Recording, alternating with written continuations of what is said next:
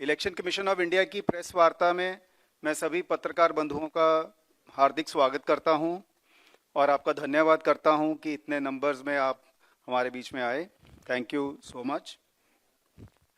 हमारे बीच पूरी इलेक्शन कमीशन ऑफ इंडिया, माननीय chief election commissioner Shri Gyanesh Kumar ji, माननीय election commissioner doctor Sukhbir Singh Sandhu sir, माननीय election commissioner doctor Vivek Joshi ji उपस्थित हैं। स्टार्ट करने से पहले मैं आपको थोड़ा सा आज की प्रेस वार्तालाप का एक फॉर्मेट बता देता हूं। हम वार्तालाप शुरू करेंगे। हमारे जो BLOs हैं जिन्होंने फील्ड में बहुत ही सराहनीय काम किया है, हम 5 मिनट उनको देंगे, उनका अभिनंदन करने के लिए। उसके बाद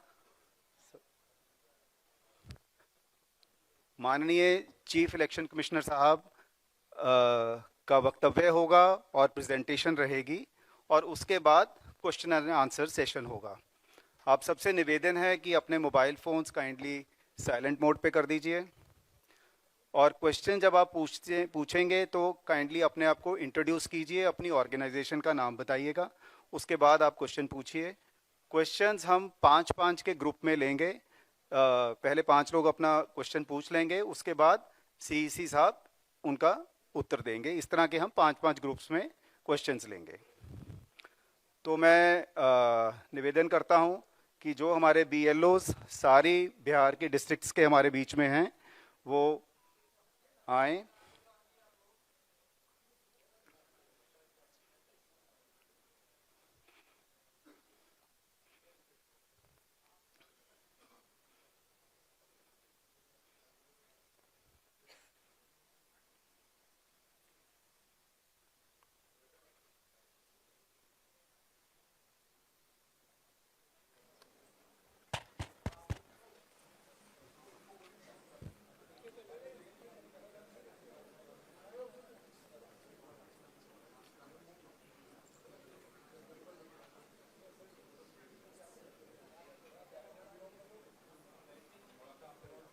कितने हो गए भाई?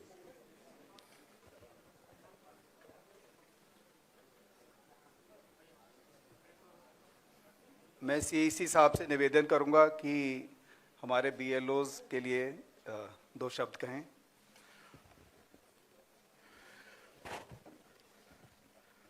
सबसे पहले बिहार की इस पावन धरती पर चुनाव आयोग की तरफ से आप सभी का स्वागत है। हाल ही में बिहार में मतदाता सूची के शुद्धिकरण का कार्य हुआ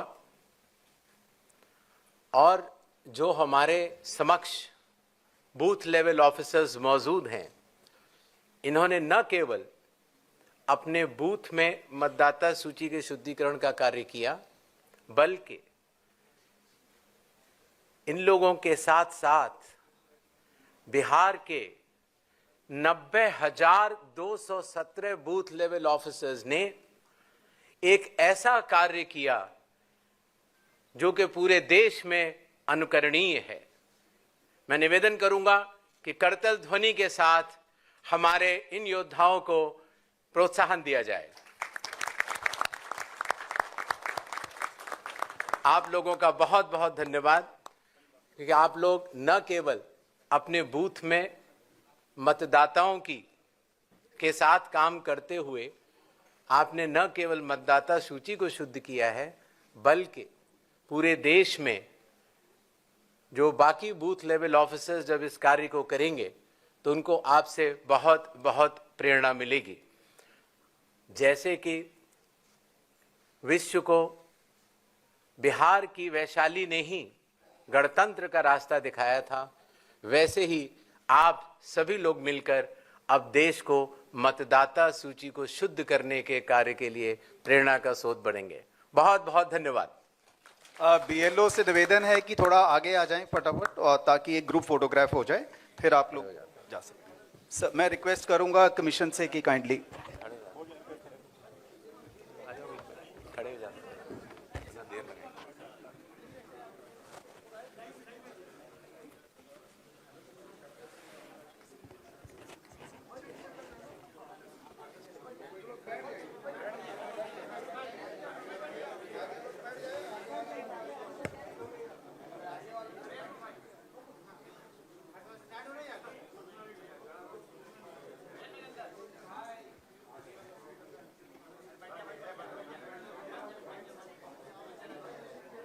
धन्यवाद। बीएलओ से निवेदन करूंगा कि वो अपनी चलिए।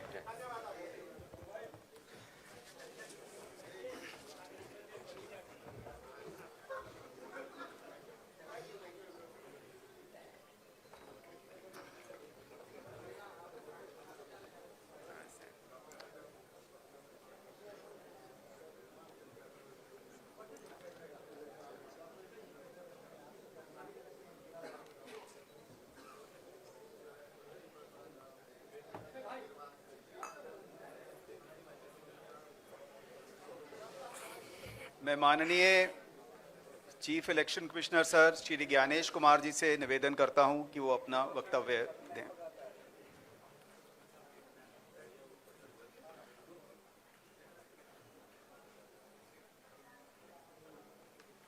ऑनरेबल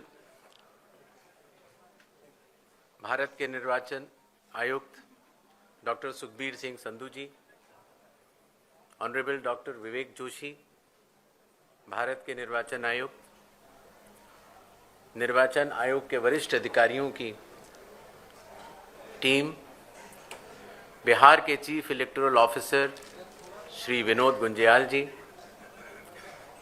और बिहार की इस पावन भूमि के हमारे मीडिया सहकर्मी, हम सबसे पहले भारत के सभी मतदाता के अभिनंदन करतानी आ विशेष गहन पुनरीक्षण अभियान SIR के सफलतापूर्वक संपन्न करावे खातिर रउआ सभे के कोटि कोटि आभार आ धन्यवाद जतावत बानी। भारत निर्वाचन आयोग की तरफ से बिहार के सब मतदाता सभक अभिवादन करैत छी। आपके माध्यम से मैं बिहार के सभी मतदाताओं से यह आह्वान करता हूं कि आइए, जिस तरह से हम अपने त्योहारों को उल्लास और श्रद्धा से मनाते हैं और विशेष रूप से बिहार की छठ पूजा जैसे महान लोक पर्व को पूरे उत्साह व आस्था से मनाते हैं, उसी तरह से लोकतंत्र के चुनाव के इस महापर्व को भी उत्सव की तरह मनाएं। अपनी भागीदारी सुनिश्चित करें, जिम्मेदारी निभाएं और मतदान अवश्य करें। अपना भागीदारी पक्का करी, जिम्मेदारी निभाएं, आप वोट जरूर करें। धन्यवाद। अब हम आपके समक्ष एक छोटी सी प्रेजेंटेशन देंगे जिसमें कि बिहार के आने वाले इस चुनाव में जो चुनाव आयोग ने नई पहलें की हैं, जो कि अब देश भर में भी लागू होंगी, उनके बारे में हम आपको बतला सकें। नेक्स्ट। बिहार में 243 जनरल कॉन्स्टिट्युएंसीज हैं, ST 2, ST 38। नेक्स्ट। बिहार के विधानसभा की कालावधि 22 नवंबर तक समाप्त हो रही है और उसके पहले ही चुनाव संपन्न होंगे। पूरी चुनाव आयोग की टीम पिछले 2 दिनों से बिहार में है। हालांकि इसके पहले भी हमारे वरिष्ठ अधिकारी पूरे बिहार का दौरा कर चुके हैं। आने के बाद सबसे पहले चुनाव आयोग ने बिहार की सभी मान्यता प्राप्त राजनीतिक दलों के साथ बैठक की। बिहार के सभी DM, SP, SSPs, IG, DIGs, commissioners, के साथ साथ सभी एनफोर्समेंट एजेंसीज के हेड और नोडल ऑफिसर्स के साथ भी मुख्य निर्वाचन अधिकारी Bihar, state police nodal officer और सीएपीएफ के नोडल अधिकारियों के साथ बैठक की और उसके बाद बिहार के मुख्य सचिव, बाकी सचिव के साथ भी बैठक हुई, डीजीपी से के साथ बैठक हुई और अब हम आखिरी चरण में हैं। जो सब कुछ हुआ उसका ब्यौरा आपको देकर फिर हम लोग वापस दिल्ली प्रस्थान करेंगे। नेक्स्ट।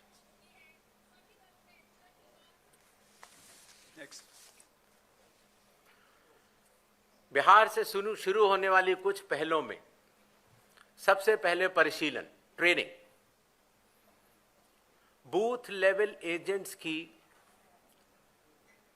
पहली बार चुनाव आयोग ने ट्रेनिंग की और बिहार के सभी बूथ लेवल एजेंट्स 1 की ट्रेनिंग कुछ माह पूर्व ही दिल्ली में संपन्न हुई। साथ ही साथ बूथ लेवल ऑफिसर्स की भी ट्रिपल आईडीएम में ट्रेनिंग हुई और अभी तक देश भर के लगभग 700 बूथ लेवल ऑफिसर्स और सुपरवाइजर्स की ट्रेनिंग पूरी की जा चुकी है। साधारण तौर से पुलिस ऑफिसर्स की ट्रेनिंग जिला या स्टेट में ही होती थी, लेकिन इस बार एक मानक के तौर पर उसको दिल्ली में भी ट्रेनिंग शुरू की गई। मतदाता सूची, इसमें सबसे बड़ी पहल रही विशेष गहन परीक्षण अर्थात स्पेशल इंटेंसिव रिवीजन। ये कार्य 24 जून 2025 से शुरू हुआ और कालावधि पूर्ण होने से पहले ही समयबद्ध तरीके से सभी मतदाताओं के सहयोग के साथ समाप्त हुआ। जो बूथ लेवल ऑफिसर्स, निर्वाचक पंजीयक अधिकारी जो इतनी मेहनत के साथ ये कार्य करते हैं, उनके मानसिक मोटिवेशन के लिए उनका रिन्यूमरेशन भी बढ़ाया गया। काफी वर्षों के बाद ये पहली बार हुआ और खास तौर से ईआरओज और एईआरओज को पहली बार ऑनरेडियम देने की व्यवस्था की गई। पहले ये बात सुनने में आती थी कि वोटर कार्ड मिलने में बहुत देरी होती है, इसलिए चुनाव आयोग ने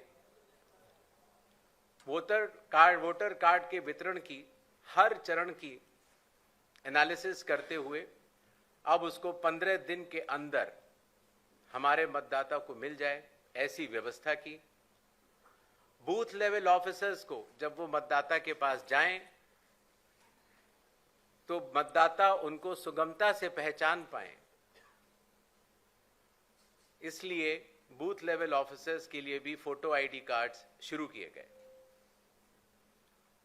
कंडक्ट ऑफ इलेक्शंस, विकास की गति के साथ चलते हुए हर जगह ये समस्या मतदाता लोग बताते थे कि कई बार जब लाइन में खड़े होते हैं तो मोबाइल की आवश्यकता पड़ती है। आजकल मोबाइल कोई नहीं छोड़ना चाहता, तो इसलिए बूथ के कमरे के ठीक बाहर मोबाइल जमा कर अपना वोट देने के बाद ठीक बाहर आएं और अपना मोबाइल ले जाएं। ऐसी व्यवस्था की ट्रायल की जा चुकी है पिछले बाई इलेक्शंस में और बिहार में ये पूरे राज्य में लागू होगा, सभी 90,000 पोलिंग बूथ पर। फिर एक बात ये भी समझ में आई कि जो मतदाताओं को वोटर इंफॉर्मेशन स्लिप दी जाती है, जिससे कि उनको पता लग जाए कि ये बूथ कहां पर है और अगर चाहें तो पहले भी जाके देख सकते हैं, उसमें बूथ की संख्या और पता बड़े फॉन्ट में, अगर आप देखेंगे इसमें तो लाल रंग से उसमें चौकोर किया हुआ है, तो बड़े फॉन्ट पर आप दूर से ही देख सकते हैं, जिससे कि आप अपने मतदान केंद्र में बड़ी सुगमता के साथ जा सकते हैं।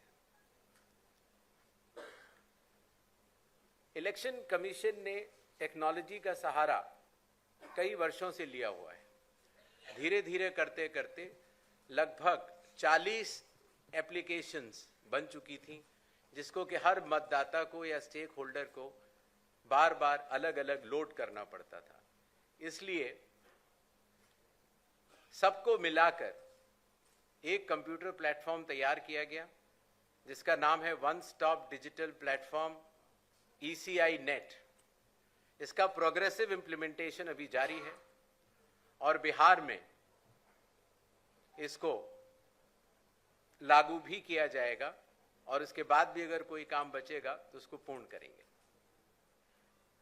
कई बार यह बात भी आती थी कि चूंकि पोलिंग स्टेशंस पर मतदाताओं की संख्या 1500 या उससे अधिक हो जाती थी, तो बहुत लंबी लंबी क्यूज लग जाती थी, और खास तौर से आखिरी घंटों में क्यू को मैनेज करना मुश्किल भी हो जाता था। इसलिए चुनाव आयोग ने यह संयुक्त निर्णय लिया कि अब बिहार से शुरू होकर पूरे देश तक किसी भी मतदान केंद्र में 1200 से ज्यादा वोटर नहीं होंगे, जिससे कि वोट डालने में हमारे मतदाताओं को सुविधा मिले। कानून के अंतर्गत कैंडिडेट्स पोलिंग बूथ के कुछ दूरी के बाहर अपने बूथ्स लगाते हैं। कई बार वो लोग भी मतदाताओं को सहूलियत देने के लिए उनका मार्गदर्शन करते हैं कि आपका बूथ ये वाला है या उस कमरे में है। तो पहले ये काफी दूर लगाने की अनुमति होती थी, अब 100 मीटर की दूरी पर पोलिंग स्टेशन से हर प्रत्याशी अपने बूथ लगाने के लिए स्वतंत्र है। पहले यह बात भी आती थी कि जो वेबकास्टिंग है, जो पोलिंग बूथ के अंदर जो वेबकास्टिंग होती है, वो कहीं 50% या कम से कम 50% या 60% बूथों पर होती थी, और अब बिहार से शुरू होकर पूरे देश में जब भी चुनाव होंगे 100% वेबकास्टिंग हर पोलिंग स्टेशन पर की जाएगी। कई बार प्रत्याशियों ने यह बात कही कि जब ईवीएम पर जो बैलेट पेपर या कागज लगता है, उसमें जो उनकी फोटो आती है वो ब्लैक एंड व्हाइट होती है, और इसलिए मतदाता को पहचानने में कई बार दिक्कत हो जाती है। हालांकि चुनाव चिन्ह तो रहता है, और साथ ही साथ ये भी बात आई कि सीरियल नंबर भी बड़ा होना चाहिए। तो इसलिए बिहार के चुनाव से शुरू करके पूरे देश में अब सीरियल नंबर का फॉन्ट भी बड़ा होगा, और प्रत्याशियों की फोटोग्राफ वो कलर्ड फोटोग्राफ लगाई जाएंगी।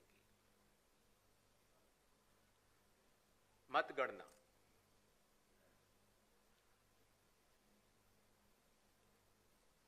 पहले जब वोट्स की काउंटिंग होती थी, तो अगर फॉर्म 17C, जिसके बारे में आपको बाद में आगे बताऊंगा, अगर उसमें जो प्रिसाइडिंग ऑफिसर पोलिंग एजेंट्स को देते हैं और ईवीएम की काउंटिंग यूनिट में अगर कोई भी मिसमैच होगा, तो ऐसी सभी वीवीपैट की गिनती पूर्णतः की जाएगी। इसी तरीके से पोस्टल बैलेट्स की गिनती भी ईवीएम के आखिरी 2 राउंड से पहले पूर्ण करना अनिवार्य होगा, और ईवीएम के आखिरी 2 राउंड उसके बाद ही शुरू होंगे। नेक्स्ट। और सबसे बड़ी बात, जब चुनाव खत्म हो जाता है तो उसके बाद हमारे सारे मीडिया कर्मी और काफी लोग ये जानना चाहते हैं कि कितने वोटर्स थे, कितने लोगों ने वोट किया, कितनी महिलाओं ने वोट किया। ये सारा डिटेल इंडेक्स कार्ड में अवेलेबल होता था, और पहले हम इसको अलग से लेकर फिर चुनाव के समाप्त होने के बाद काफी दिन लग जाते थे इसको इकट्ठा करने में, उसके बाद हम इसको वेबसाइट में डालते थे। और अब चूंकि धीरे धीरे ECI नेट का प्रोग्रेसिव इम्प्लीमेंटेशन हो रहा है, इसलिए ये डिजिटल इंडेक्स कार्ड्स चुनाव खत्म होने के कुछ दिनों के भीतर ही आप सभी को देखने को मिलेंगे। ये था छोटा सा एक ब्यौरा जो बिहार अब पूरे देश को राह दिखाने जा रहा है। 17 नए इनिशिएटिव्स जो कि बिहार में सफलतापूर्वक कुछ लागू हो चुके हैं और कुछ कंडक्ट ऑफ इलेक्शंस में लागू होंगे और कुछ काउंटिंग में लागू होंगे। इसके पहले कि हम लोग सवाल जवाब का दौर शुरू करें, कुछ चीजें मैं आपको बतलाना चाहता हूं।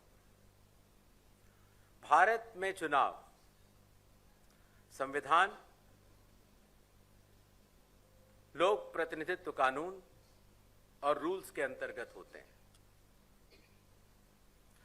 दुनिया की सबसे बड़ी चुनावी व्यवस्था है भारत के चुनाव और भारत का चुनाव आयोग, और ये व्यवस्था कई चरणों में बटी हुई है। जैसे आपने देखा, मतदान केंद्र स्तर पर बूथ लेवल ऑफिसर,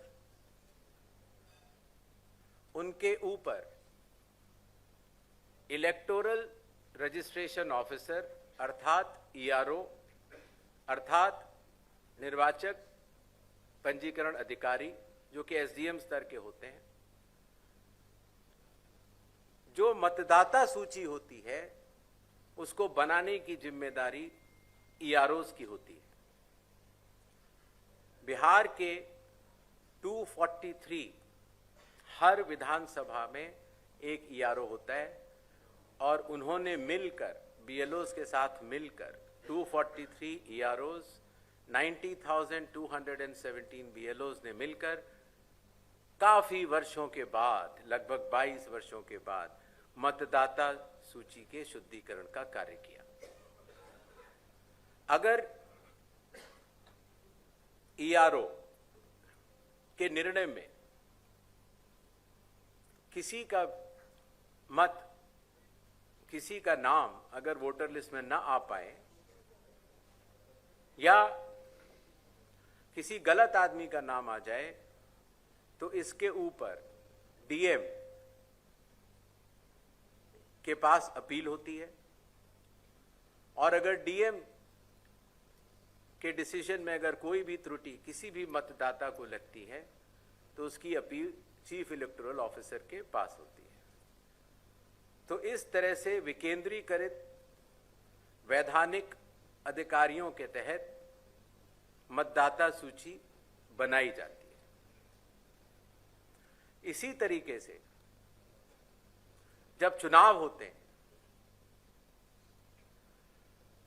तो चुनाव आयोग हर विधानसभा के लिए एक रिटर्निंग ऑफिसर को नियुक्त करता है, जिसका कार्य होता है अपने विधानसभा में चुनाव कराना, और जो भी उसका रिजल्ट आता है वो रिटर्निंग ऑफिसर प्रख्यापित भी करते हैं और चुनाव आयोग के निर्देशों का और कानून का अक्षरश पालन करते हैं।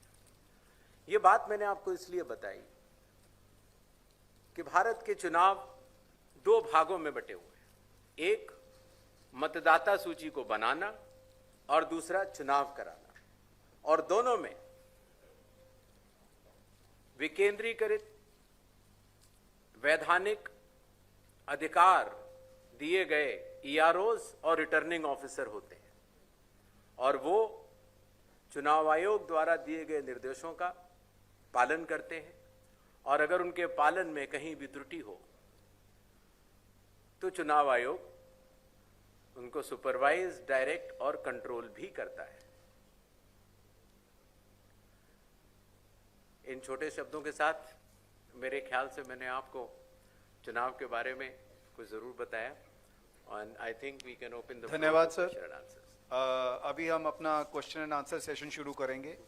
एक आपसे रिक्वेस्ट ये है कि आज के क्वेश्चंस आप केवल बिहार असेंबली इलेक्शंस तक ही सीमित रखिएगा, ताकि जो जानकारी आपको चाहिए वो उसका समय रहे साहब के पास उस की जानकारी देने के लिए। आप kindly raise your hands, madam आएंगी आपके साथ माइक पे, आपका क्वेश्चन लेंगी। हम पहले 5 क्वेश्चन लेंगे, फिर उसके बाद फिर 5 क्वेश्चन, इस तरह चलेंगे। मैडम दीजिए इधर।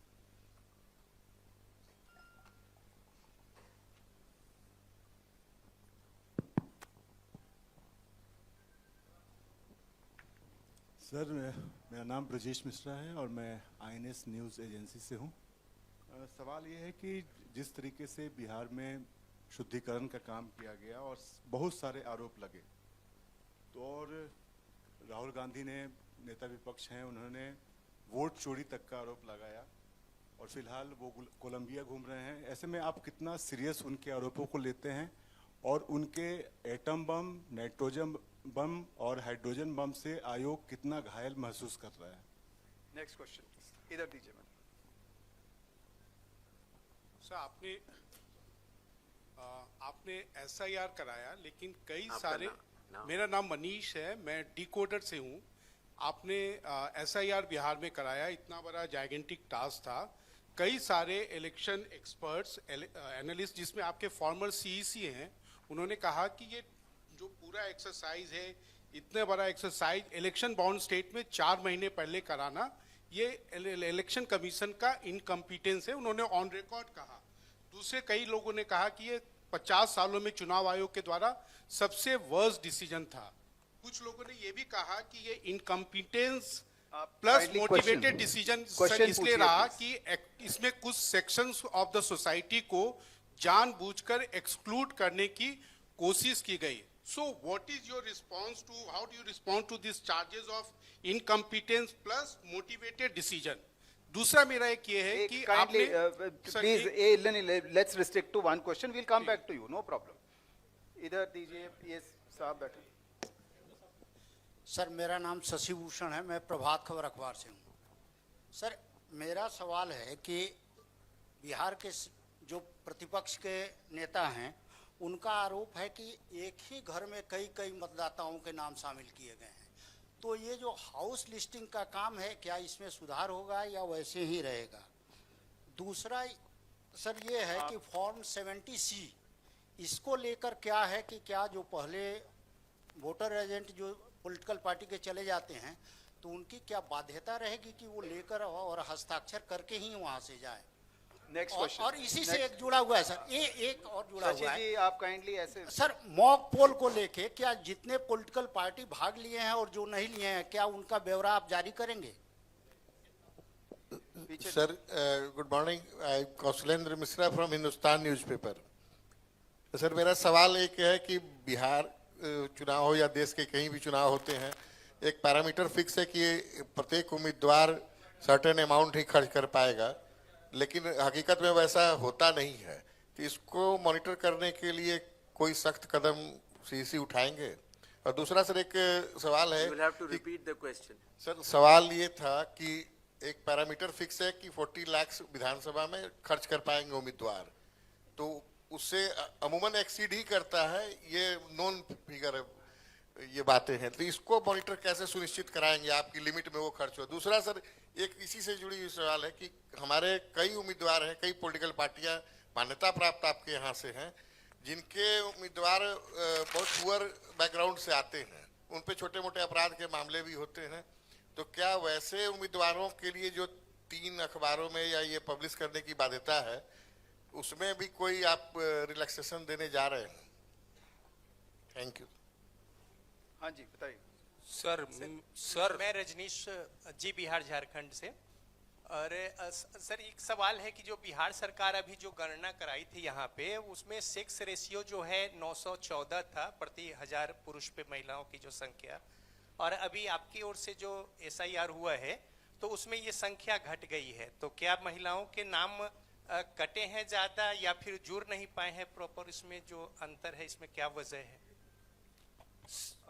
Sir Brajkishore Dubey, sir Brajkishore Dubey, please अभी आंसर लीजिए, फिर नेक्स्ट राउंड में। सर एक सवाल ले लिया जाए।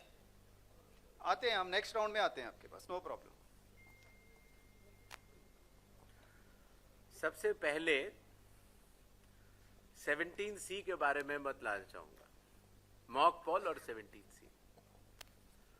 हर मतदान केंद्र पर मतदाताओं द्वारा मतदान होने से पहले एक मॉक पोल होता है और मॉक पोल में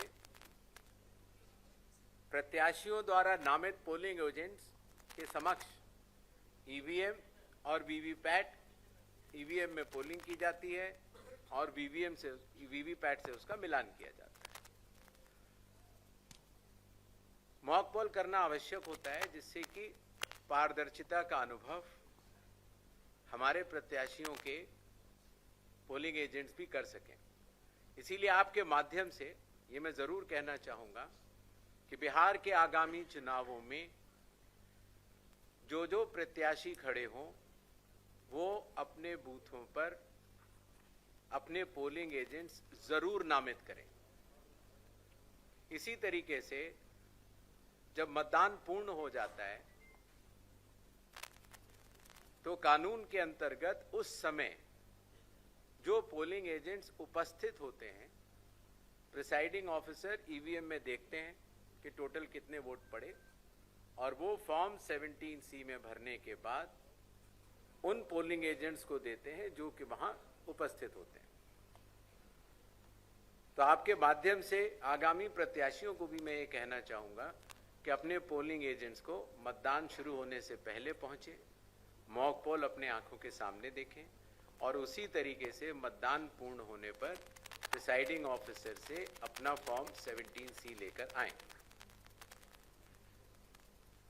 इस बात का जवाब मैं पहले दे चुका हूं कि जिन लोगों के पास अपने घर नहीं होते या जिन लोगों को पंचायत या म्यूनिसिपैलिटीज ने कोई घर का नंबर नहीं दिया होता है तो या तो आसपास के घर का नंबर देते हैं और या कई बार शून्य लिख देते हैं। इसीलिए इसमें विचलित होने की कोई बात नहीं है, क्योंकि जब बूथ लेवल ऑफिसर किसी भी व्यक्ति का इन्यूमरेशन फॉर्म लेता है तो उसके ऊपर दावे और आपत्ति जताने के लिए हर पॉलिटिकल पार्टी के बूथ लेवल एजेंट्स मौजूद होते हैं। और मुझे आपको बताते हुए बड़ी खुशी हो रही है कि बिहार एक ऐसा राज्य है जहां पर 1,60,000 से भी ज्यादा बूथ लेवल एजेंट्स राजनीतिक दलों ने नामित किए। जहां तक स्पेशल इंटेंसिव रिवीजन चुनाव के पहले कराए जाने के निर्णय की बात है तो अगर आप लोक प्रतिनिधित्व कानून के हिसाब से अगर चलेंगे तो रिवीजन हर चुनाव के पहले चुनाव आयोग को कराना लॉफुल है और लॉ के अंतर्गत कराना ही होता है। किसी का यह कहना कि रिवीजन चुनाव के बाद होना चाहिए वो न्याय संगत नहीं। एक और विषय आया कि जब हमारे बूथ लेवल ऑफिसर्स ने घर घर जाकर मतगणना के फॉर्म्स की भरवाई की और ड्राफ्ट सूची में जिन लोगों का नाम आया 1 अगस्त 2025 को और उसके बाद सभी राजनीतिक दलों को, सभी बूथ लेवल एजेंट्स को 1 अगस्त से लेकर पहले 1 सितंबर तक अपने दावे और आपत्ति अर्थात अगर किसी का नाम छूट गया है तो बताने की पूर्ण स्वतंत्रता थी। अखबारों में ऐड दिए गए और इसी तरीके से अगर किसी अयोग्य आदमी का नाम अंदर चला गया है तो फॉर्म 7 भरने के बाद उसका नाम कटवाने की अर्जी देने के लिए कहा गया। ये कार्य 1 सितंबर को पूर्ण हुआ। चूंकि शायद और वास्तव में हमारे बूथ लेवल ऑफिसर्स ने काफी अच्छा काम किया था तो बहुत अधिक न तो दावे आए न आपत्तियां आई और अगर आई भी तो लोगों ने अपना नाम कटवाने के लिए दी शायद, क्योंकि उन्हें तब तक इस बात का काफी अवेयरनेस हो चुकी थी कि आपका वोट सिर्फ एक जगह होना चाहिए किसी एक असेंबली कॉन्स्टिट्यूंसी में ही हो सकता है। 1 सितंबर के बाद नॉमिनेशन के लास्ट दिन से 10 दिन पहले तक अभी भी समय मौजूद है। अगर किसी भी व्यक्ति को, किसी भी राजनीतिक दल को ये लगता है कि कोई योग्य मतदाता छूट गया है या किसी अयोग्य मतदाता का नाम मतदाता सूची में है, तो वो अपने दावे और आपत्ति जारी कर सकता है और उनके द्वारा मिले हुए दावे और आपत्तियां ERO लेवल पर उनका निस्तारण किया जाएगा और नॉमिनेशन का प्रोसेस खत्म होने के बाद चुनाव खत्म होने तक फिर वो सूची फ्रीज हो जाती है। अभी समय बाकी है। जहां तक खर्च की लिमिट की बात है, खर्च की लिमिट के इंस्ट्रक्शंस चुनाव आयोग द्वारा जारी किए जा चुके हैं। हर जिले में एक एक्सपेंडिचर ऑब्जर्वर की भी नियुक्ति की गई है, जो कि राजस्व सर्विसेज से होंगे और वो एक्सपेंडिचर का लेखा ब्यौरा रखेंगे। क्रिमिनल रिकॉर्ड के लिए कोई छोटा बड़ा नहीं है। आप कैसे भी प्रत्याशी हों, कमीशन के निर्देशों के अनुसार जो भी प्रक्रिया का पालन करना है आपको अखबार में बताना है या पब्लिक को बताना है कि ये क्रिमिनल रिकॉर्ड है, वो बताना अनिवार्य है।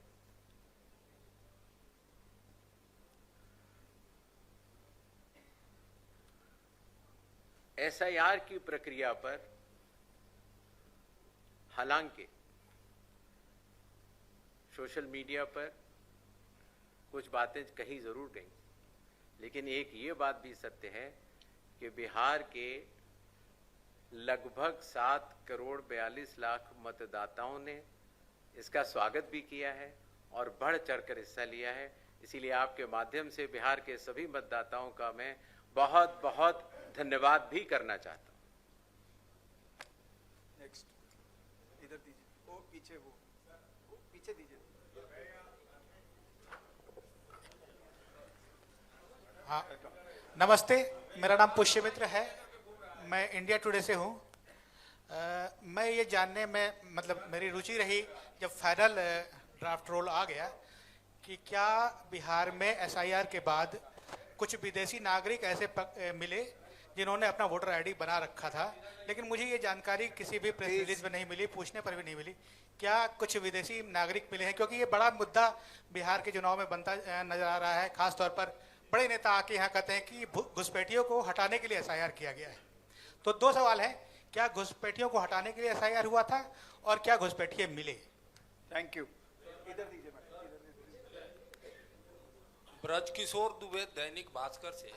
सर, हमारा ये 2 पॉइंट पर सवाल है कि SIR के दौरान विदेशी मतदाता कितने मिले बिहार में।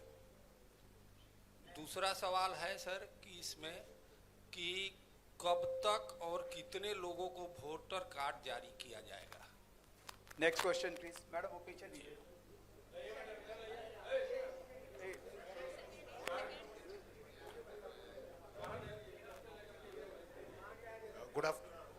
Good afternoon please good afternoon. देखिए, will come to you please. Good afternoon Gyanesh ji, मैं प्रभाकर कुमार हूँ NDTV न्यूज चैनल से।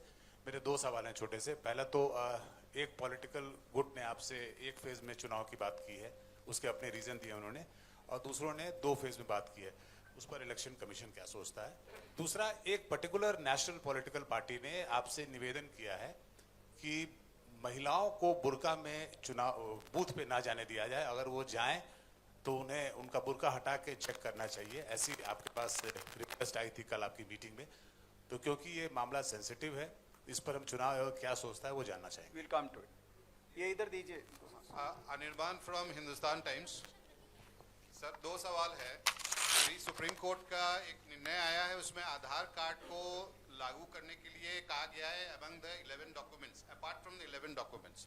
ये क्या इलेक्शन कमीशन जब पैन इंडिया SIR करेगी तो Aadhaar will be one of the documents included? And few political parties have also demanded that 3.66 lakh people deleted from the final rolls, they should be published in the public domain. So will the commission do it? वो पीछे दे दीजिए, पीछे पीछे वो हाथ खड़ा करो।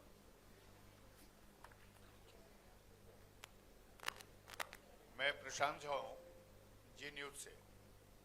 मेरा एक सवाल है कि सकरा एक विधानसभा क्षेत्र है मुजफ्फरपुर में, वहाँ एक गांव है मोहनपुर कटेसर। पूरा गांव हिंदू का है और उस पूरे गांव में लगभग 100 मुस्लिमों के नाम जोड़ दिए गए।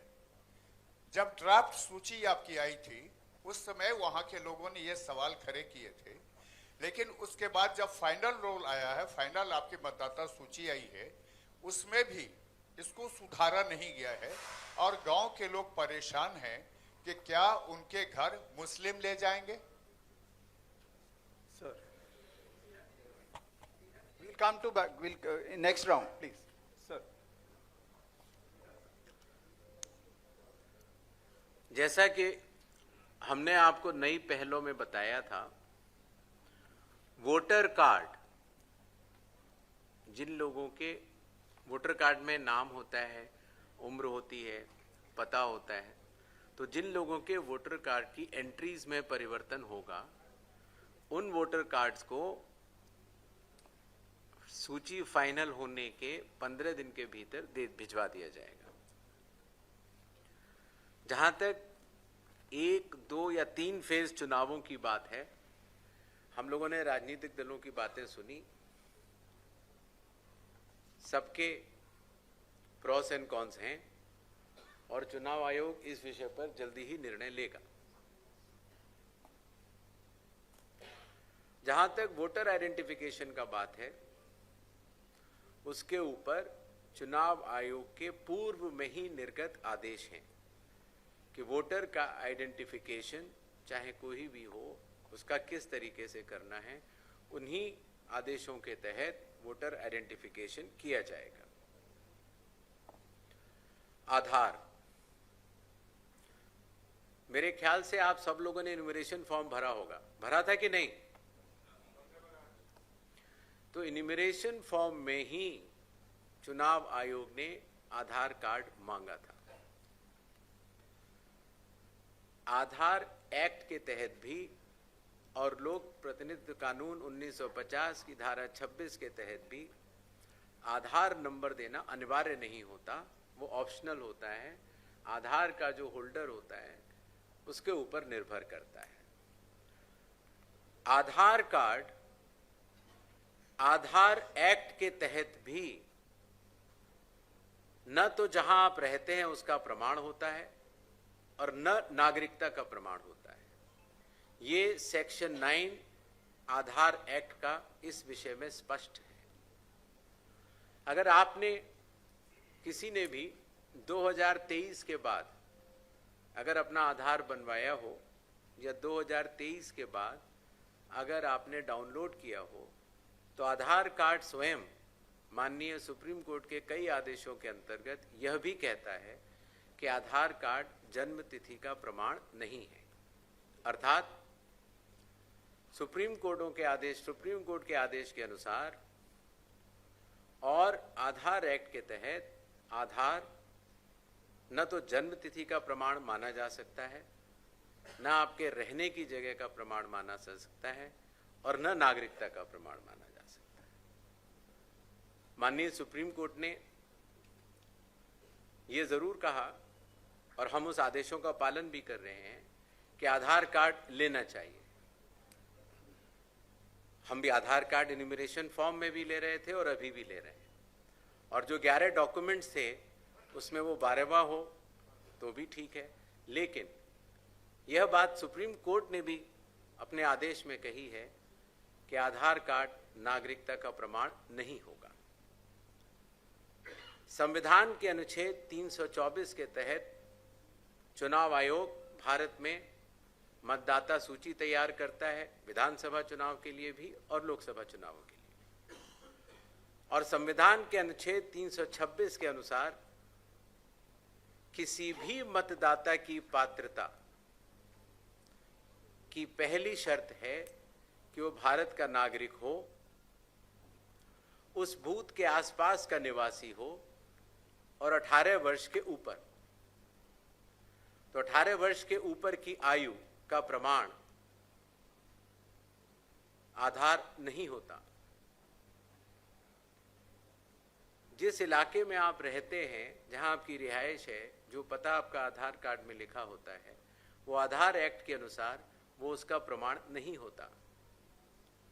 आधार एक्ट का सेक्शन 9 ये कहता है कि आधार नागरिकता का प्रमाण नहीं है। आधार पहचान का प्रमाण है और पहचान भी आवश्यक है कि आप हैं, और आधार आवश्यक भी है पहचान के लिए। इसीलिए माननीय सुप्रीम कोर्टों के आदेशों के तहत और आधार एक्ट के तहत जो भी मतदाता अपना आधार देगा वो चुनाव आयोग स्वीकार करेगा। लेकिन पात्रता, चूंकि माननीय सुप्रीम कोर्ट ने भी कहा है कि वो नागरिकता का प्रमाण नहीं है, पात्रता के लिए अन्य दस्तावेजों की आवश्यकता पड़ सकती है। जहां तक मोहनपुर गांव में एक विषय भाई ने रेज किया था, तो मैं सीईओ बिहार से कहना चाहूँगा कि इसकी जांच करवा लें कि इसकी सत्यता क्या है, और जो भी पारदर्शी तरीके से उस सत्यता का क्रियान्वयन हो सकता है उसको समय परिधि के भीतर कर दें, नॉमिनेशन के 10 दिन से पहले। एक और विषय आया कि कितने नाम कटे। जितने भी नाम कटे आप सबको पता है। हर ईआरओ ने जब अपनी विधानसभा की सूची शुद्ध की और उसके बाद क्लेम्स एंड ऑब्जेक्शंस का पीरियड रहा, और उसके बाद 1 सितंबर से 30 सितंबर तक वेरिफिकेशन का पीरियड रहा,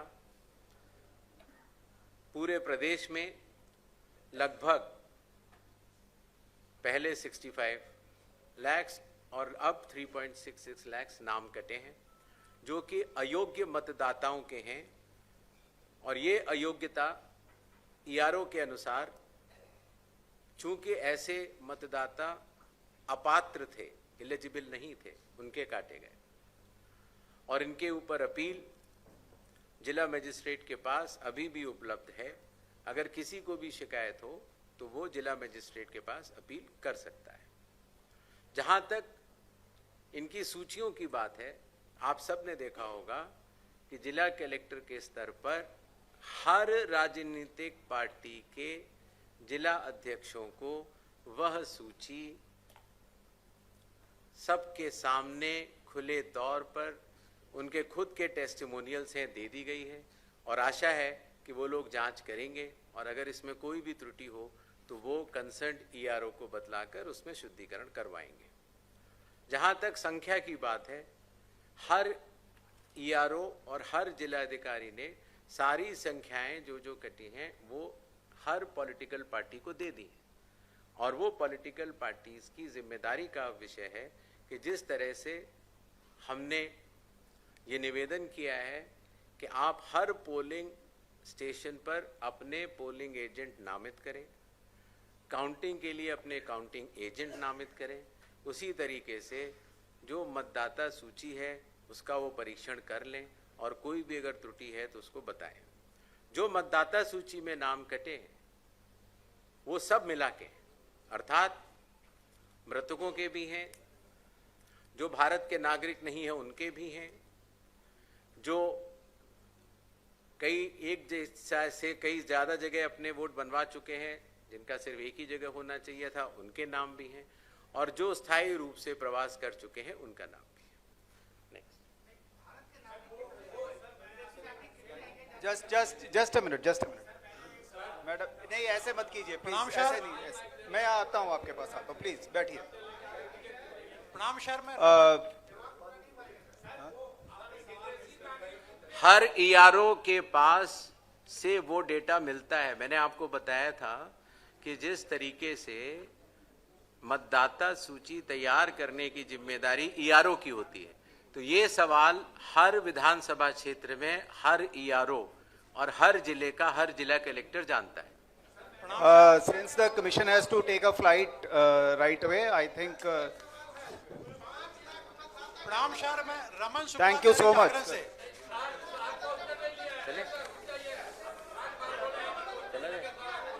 अभी है ना, चलिए एक 5 और प्लीज प्लीज प्लीज, अच्छा आप बताइए, पांच सवाल। काइंडली देखिए chaos मत, आप बताइए, मैं आप सर बताइए। रमन शुक्ला दैनिक जागरण से। मैडम ये साहब को दे दो। हाँ जी, आप बताइए प्लीज। आप पे आते हैं, आप पे आते हैं, आता हूँ मैं आप पे। प्रणाम सर, हाँ, मैं रमन बताइए। शुक्ला दैनिक जागरण से। इस तरह तो कोई क्वेश्चन हो नहीं पाएगा, आप आगे आके पूछिए प्लीज। हाँ दे देंगे। आप अपना क्वेश्चन पूछिए। प्रणाम सर, मैं रमन शुक्ला दैनिक जागरण से। सवाल सर यह है कि क्या आपकी बात सभी मतदाताओं को बिहार में नया ईपिक दिया जाएगा? क्या जो 17 नवाचार आप कर रहे हैं उसमें ये शामिल है?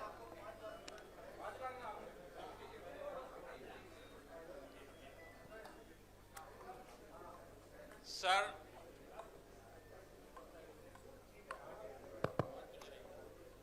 हम लोग 40 वर्ष से नाम। वोट, दया शंकर तिवारी इंडियन पंच से बोल रहे हैं।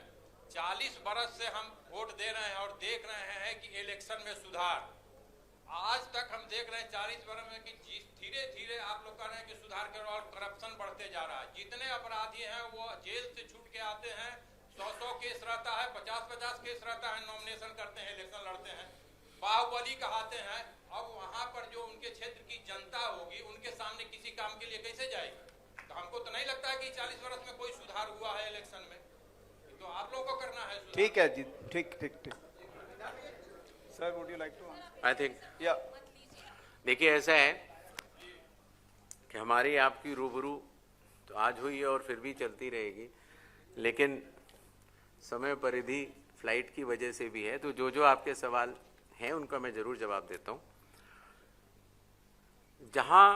जहां वोटर कार्ड में एंट्रीज की चेंजेस हैं, जैसे कि विवाह उपरांत कई बार महिलाओं के नाम बदल जाते हैं, या आपने अपने रिहाइश की जगह बदल ली है तो पता बदल जाता है, तो इस तरह के केसेस में नए वोटर कार्ड जारी होंगे।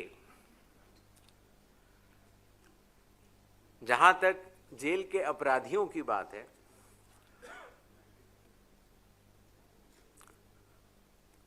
संविधान का अनुच्छेद 326 ये कहता है कि संसद द्वारा पारित कानून के अंतर्गत अगर कोई भी अपराधी जिसकी लिमिट कानून द्वारा निर्धारित होती है, उसमें से कुछ लोग चुनाव लड़ने के लिए अलाउड होते हैं। अगर छोटा अपराध होता है और बड़ा होता है तो अलाउड नहीं होता है।